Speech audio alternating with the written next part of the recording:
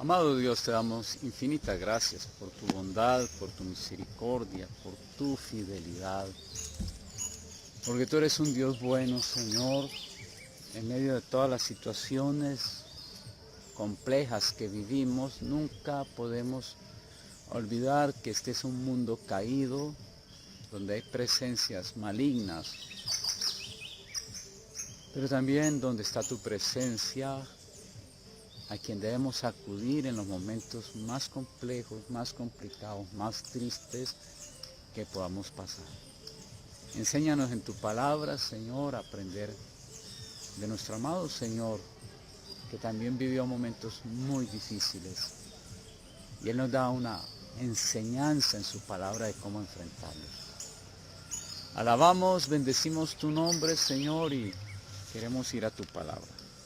Bendito sea tu nombre, en Cristo Jesús. Amén. Pero muy buenos días, mis queridos amigos y hermanos. Bienvenidos a este tiempo de estudio bíblico. Les habla su amigo, el pastor Gilberto Sánchez de Ibagué. La aflicción. ¿Quién no ha sufrido? Ha pasado momentos de aflicción, momentos difíciles. Y puede aparecer en un momento, en un instante. Podemos estar tranquilos, confiados, seguros. Podemos aún respirar diciendo, bueno, creo que todo anda bien, las cosas están bien, gloria a Dios, bendito el Señor, ha sido bueno. Pero en cualquier momento aparece esa escuela de la aflicción. Nuestro querido Pablo, que pasó por tantos momentos difíciles, dice, ¿y a usted les parece cosa extraña que pasen por aflicción? Y él era un campeón también de pasar por aflicción. Pero ¿cómo enfrentar esos momentos? Por eso estoy en contra de la doctrina de la prosperidad, porque en la doctrina de la prosperidad tiene una filosofía, una doctrina rara donde a ti no te puede pasar nada, simplemente tienes que declarar, tú eres un campeón, bueno, una cantidad de cosas. Y entonces la persona que sigue esta doctrina, la persona honesta que cree que está por buenos caminos, cuando se enfrenta a la aflicción, a la prueba, a las dificultades, no sabe qué hacer. Entonces dice, bueno, pero si allí me dijeron que decretara, que pactara, y yo pacté, yo decreté, yo declaré, y bueno, eso es pura neurolingüística. La neurolingüística dice eso y esa doctrina se ha metido en la iglesia. Que con mis palabras tengo el poder suficiente para cambiar las situaciones, ¿no? Eso es lo que plantea el decretar, declarar y todas esas cosas. Pero eso no está en la palabra. ¿Cómo enfrentarla? Vamos a ver lo que nos dice la palabra del Señor. El libro de los Hebreos dice lo siguiente. Capítulo 5, verso 7.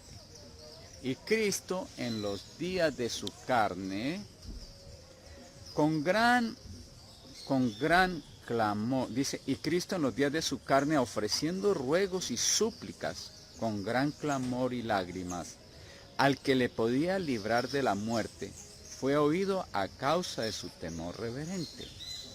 Y aunque era hijo, por lo que padeció aprendió la obediencia. Habiendo sido perfeccionado, vino a ser autor de eterna salvación para todos los que le obedecen. Y fue declarado por Dios, nota que fue Dios el que declara, Dios es el que declara, sumo sacerdote según el orden de Melquisedec. Bueno, aquí hay algunas cosas que nos pueden servir. Primero, el Hijo no fue exento a pasar por la aflicción y suprema aflicción.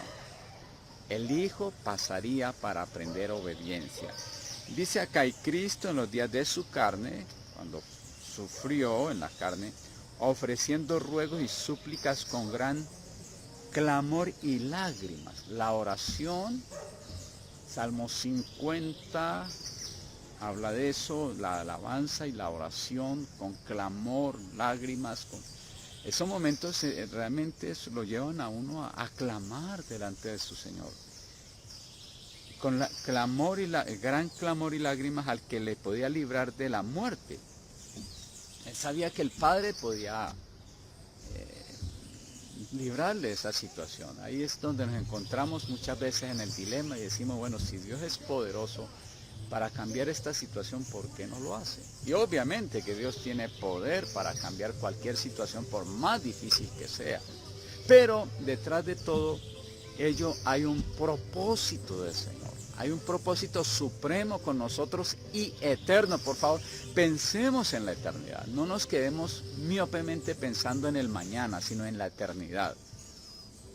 Jesús tenía su vista puesta en la eternidad. Y cuando uno piensa en la eternidad, sabe que son momentos duros, difíciles, que uno no quisiera pasar. Son necesarios para enfrentar y para formar en mí un carácter, el carácter de Cristo para la eternidad. En la eternidad entenderé que esto que paso ahora, tan difícil, es que el Señor lo permite para formar el carácter. Y dice acá, y aunque era hijo, dice, el que le podía librar de la muerte fue oído a causa de su temor reverente. Aquí tiene que haber una reverencia y un temor reverente hacia el Señor. No pelees con Él. ¿Quién soy yo? ¿Quiénes somos nosotros para pelear con Dios? Es que si tú no haces esto, Señor, entonces yo no vuelvo a la iglesia, yo no vuelvo a decretar, yo no vuelvo a leer la Biblia. No, mi querido hermano, eso es una inmadurez de nuestra parte. Yo mismo he sido inmaduro muchas veces.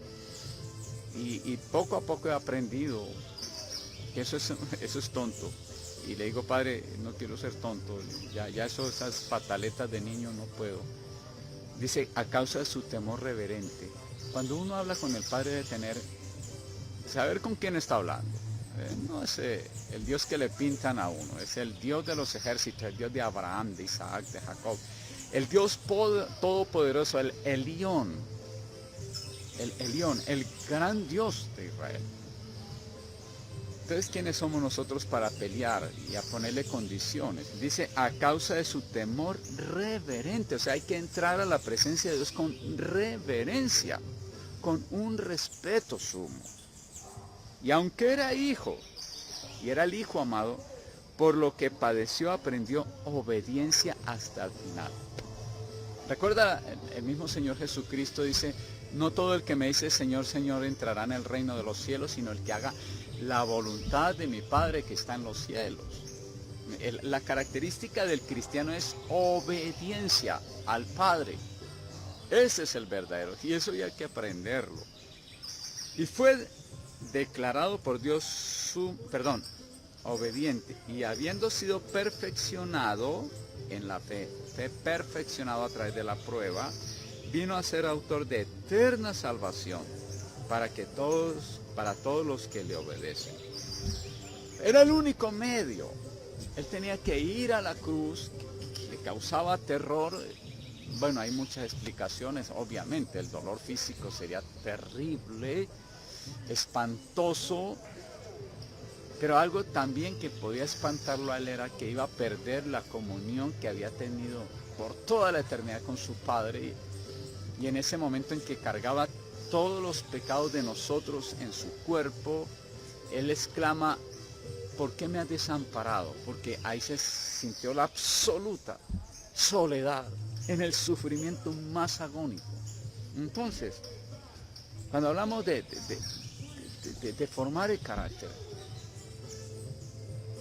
era necesario que el Hijo pasara por eso.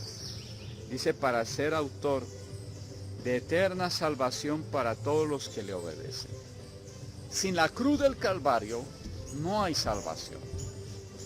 La salvación no se obtiene por ser pastor, por ser sacerdote, ser una monjita, por ser buena persona, por portarme bien. La salvación se obtiene por la sangre redentora de Cristo en la cruz del Calvario.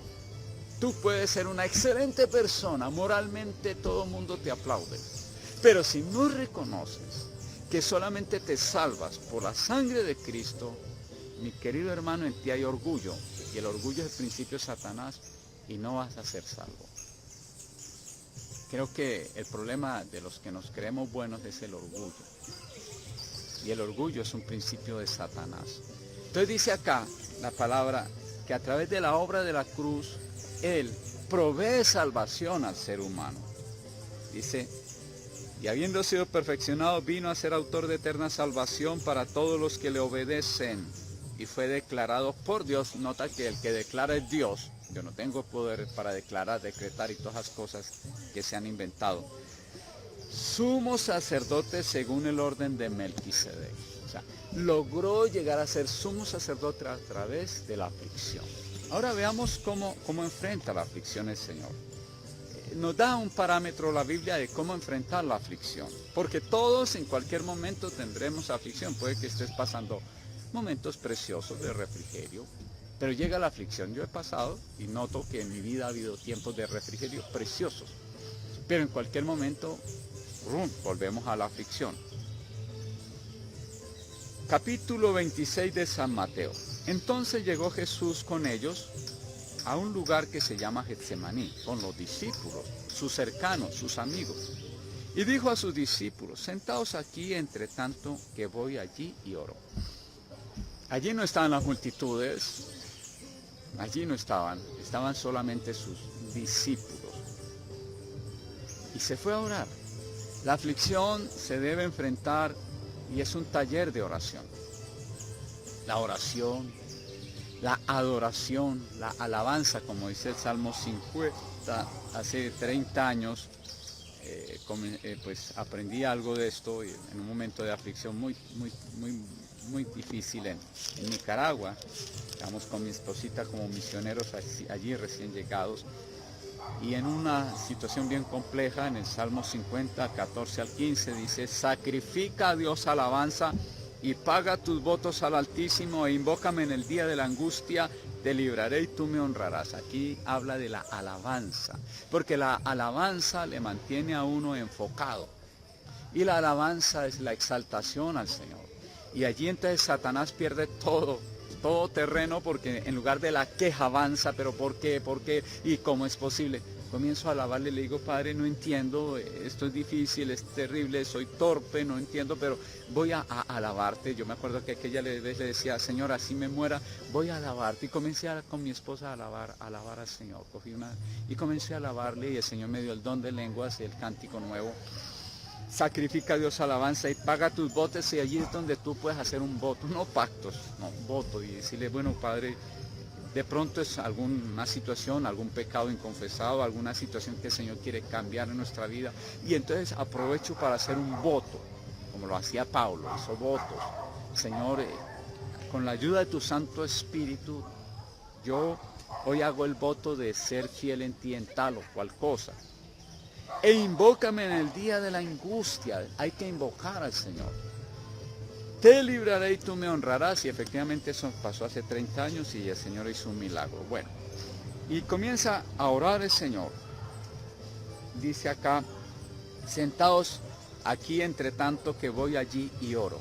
Y tomando a Pedro y a los dos hijos de Zebedeo, los más cercanos, comenzó a entristecerse y a angustiarse en gran manera.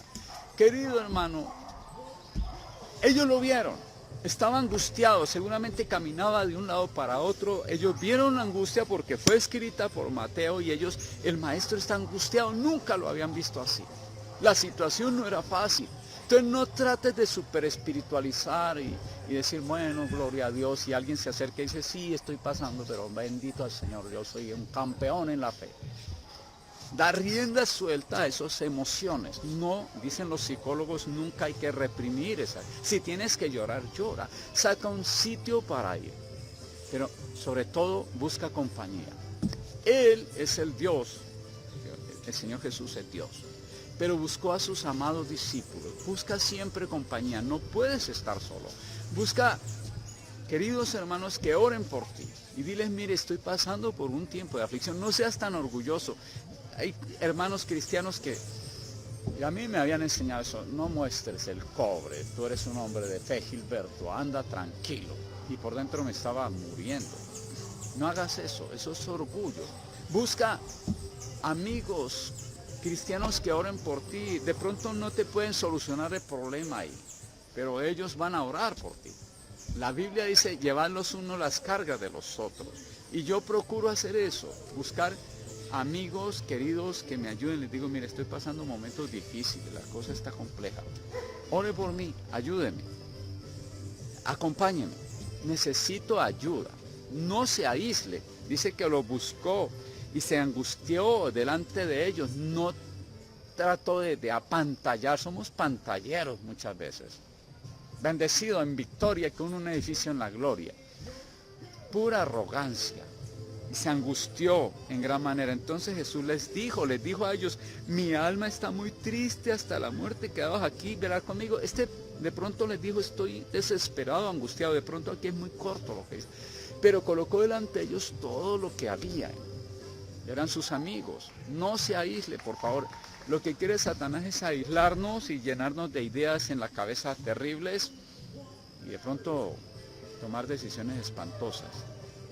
Digo porque he pasado situaciones muy complejas muchas veces, pero he aprendido que necesito de alguien que me ayude y en un momento dado, si necesito ayuda de un científico como que un psicólogo, aún un psiquiatra, tengo que hacerlo. No tengo que ser tan súper espiritual para decir, no, yo lo decía, pero alguna vez pasé por una situación que necesité especialistas en medicina.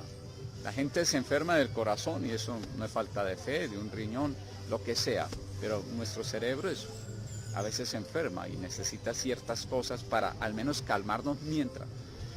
La oración, la ayuda, busca ayuda, no te encierres en la super religiosidad. Es que yo no puedo ir donde un psicólogo ni un psiquiatra, ¿cómo se le ocurre? Qué falta de fe, yo lo decía. Pero creo que es necesario y el Señor muchas veces tiene que hacer algo para mantenerme aplacado antes que termine mal. Hoy en día no es un secreto, el suicidio es algo terrible. Estoy orando a ver si puedo hacer algún trabajo en la Universidad del Tolima. Me decía un señor que trabaja allí, un gran hombre, una persona muy especial, me decía, tenemos un problema muy grave, los muchachos aquí andan deprimidos y muchos tienen ideas suicidas. Los psicólogos están haciendo, los psiquiatras lo que más pueden, pero obviamente son profesiones muy dignas, pero también el área espiritual es fundamental para eso. Es bueno, Señor, estoy preparando algo, estoy orando a ver cómo se puede llegar allí con una respuesta. Ya estoy elaborando un plan. Espero que el Señor abra puertas, pero debes entender que no puedes ser un fanático religioso y decir no, y menos oír esos fanáticos, eso es pecado, ¿cómo es posible? Es que no, tienes que no aislarte, dice acá. Él les dijo ahí claro, mi alma está muy triste hasta la muerte, quedaos aquí, velad conmigo, ayúdenme.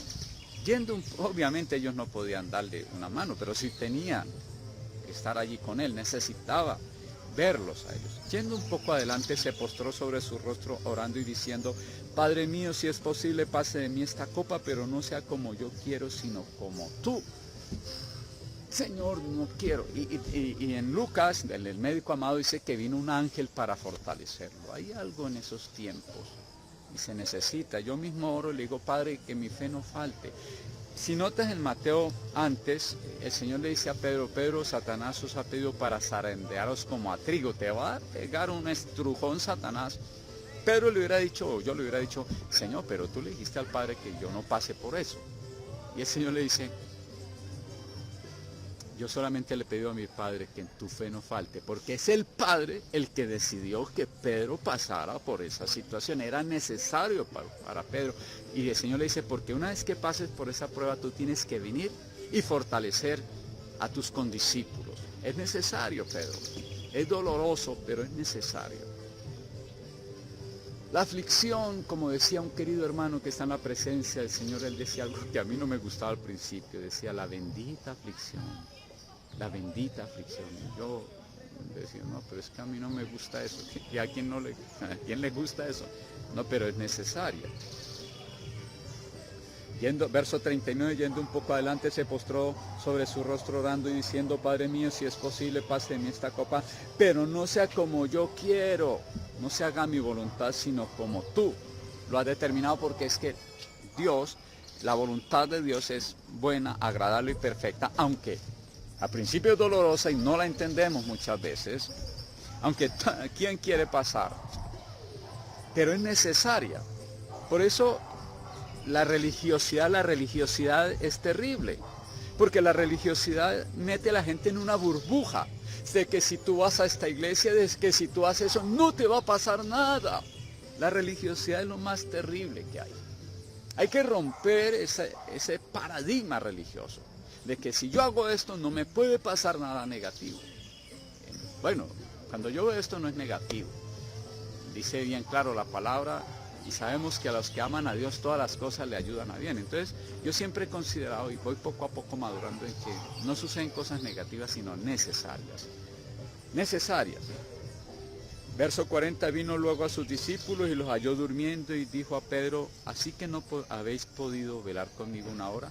Velad y orad para que no entréis en tentación. El espíritu a la verdad está dispuesto, mas la carne es débil. ¿Cuántas veces, como Pedro, le hemos dicho, Señor, para las que sea, yo no me voy a patraciar, yo voy para adelante? Y el Señor nos mete en el taller del maestro, como dice una canción, y ahí nos estremecemos. He pasado, y seguramente pasaré, por momentos de aflicción. No sé si estás pasando, yo mismo estoy pasando en estos momentos situaciones, pero hoy hablaba con el Señor y creo que el Señor ha dicho, bueno, ya, Gilberto, ya pasa. Hay algo interesante, cuando viene la aflicción y paso momentos muy difíciles y persevero, llega un momento en que el Señor me habla y me dice, tranquilo, ya pasas, ahora voy a dar tiempos de refrigerio. Siempre vienen tiempos de refrigerio. Siempre vienen tiempos de solaz. No, Dios no te va a probar más allá de lo que puedas, ni me va a probar porque Dios es bueno. Es bueno, o sea, debemos de saber. En esos momentos Satanás nos dice, vea qué clase de Dios tienes, y nos quiere hacer dudar de la bondad del Señor. Y el padre sufrió cuando vio todo lo que pasaba al hijo. ¿Creen que no? Si yo sufro por mis hijos, por mi nieta, y yo soy malo porque la Biblia dice que mi corazón es malo y así es, y perverso, ¿cuánto más Dios que es santo, bueno, puro, precioso? ¿Cuánto sufrió el corazón del Señor? Pero era necesario. ¿Y cuánto el Señor gemía? Yo creo que cuando estaba en la cruz, cuando lo estaban golpeando a su hijo, cuando el Padre gemía, yo creo que los ángeles se retiraron horrorizados porque ¿qué está pasando en el corazón de Dios Padre? ¡Cuánto dolor! El Padre también pasó por el Calvario y creo que más duro que al Hijo. Porque el Dios de los ejércitos que puede destruir en un segundo todo y hubiera sacado a su Hijo, tenía que aguantarse por amor a ti y a mí, por amor a estos seres tan insignificantes. Velad y orad para que no entréis en tentación. El espíritu, la verdad, está dispuesto. Y cantamos el domingo canciones hermosas y qué sé yo. Pero cuando viene la aflicción, ahí es donde se prueba realmente. El espíritu, la verdad, está dispuesto, pero la carne es débil. Otra vez fue y oró por segunda vez. Padre mío, si se puede, si no puede pasar de mí esta copa sin que yo la vea, hágase tu voluntad. Vino otra vez y los halló durmiendo. Verso 45, entonces vino a sus discípulos y dijo, dormid ya y descansad. Pero en Lucas dice que vino un ángel y lo fortaleció. Y fue a la cruz. Y se cumplió el propósito del Padre. Y después resucitó después de 3 días. Y hoy es el Rey de Reyes, Señor de Señores, el sumo sacerdote según el orden de Melquisedec, no de Aarón. Y Él vendrá con su iglesia a restaurar su reino milenial. Y después entregará el reino al Padre y todo será restaurado. Pero era necesario pasar ese tiempo, no se podía pasar por alto. La aflicción, la prueba es dolorosa, nos sentimos solos, vulnerables. A veces tratamos de buscar ayuda en algo, en alguien o en algo. Y esa persona de pronto no puede o nos da la espalda. entonces nos sentimos frustrados. Nunca trates de buscar, más bien busca compañía, siempre hay que buscar compañía. Busca hermanos en oración, tus compañeros de batalla. Dile, mira, y sé claro con ellos, mira, estoy pasando momentos difíciles, no sé qué hacer, tengo pensamientos feos, estoy con angustia. Y si en un momento dado el Señor tienes que ir a un especialista en la salud mental para calmarte un poco. Pero no sea religioso, súper espiritual. Eso hace más daño. Creo que de las cosas que he ido aprendiendo y me falta aprender mucho más. Querido amigo y hermano, hoy me hablaba el Señor a un pasaje precioso y decía, Padre, ya me lo había hablado en el 2012, pero hoy creo que el Señor volvió y recalcó en Isaías 41, daré un mensajero de alegres nuevas. Alegad por vuestra causa, verso 21. Verso 8 en adelante, tú eres mi siervo, el escogido. Yo te tomé de los confines de la tierra, te llamé, mi siervo eres tú, te escogí. Esto lo leí en el 2 de enero del 2012 también. Parece que estaba pasando otra situación difícil. Entonces yo siempre coloco en fechas de momentos difíciles. Y eso me ayuda, me ha ayudado en estos 40 años en que he andado con Dios. Más de 40 años, ya casi 50. Padre, te damos gracias por tu inmensa bondad, por tu infinita misericordia, por tu fidelidad. Es necesario los momentos difíciles de aflicción, son dolorosos. Nos sentimos desamparados, nos sentimos vulnerables, solos. Y de pronto Satanás ayuda y nos quiere hacer sentir así. Pero la oración, la alabanza, los buenos hermanos en la fe, todo lo que nos dice tu palabra, de cómo enfrentar esos momentos, son necesarios para formar nuestra confianza absoluta en ti. Llévanos en todo momento, Señor, a poner nuestra mirada en ti, a buscar compañía, a buscar ayuda, a no alejarnos ni estar solos, sabiendo que necesitamos los unos de los otros. Dice tu palabra, sobrellevar las cargas los unos de los otros. Gracias por tu palabra, gracias porque tú eres un Dios bueno, siempre bueno, excelentemente bueno. Oramos, Señor, en el nombre de Cristo Jesús. Querido amigo y hermano, no estás solo.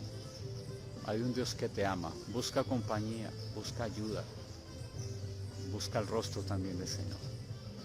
Bendiciones, recordemos siempre que Dios es bueno, siempre bueno, excelentemente bueno. Bendiciones.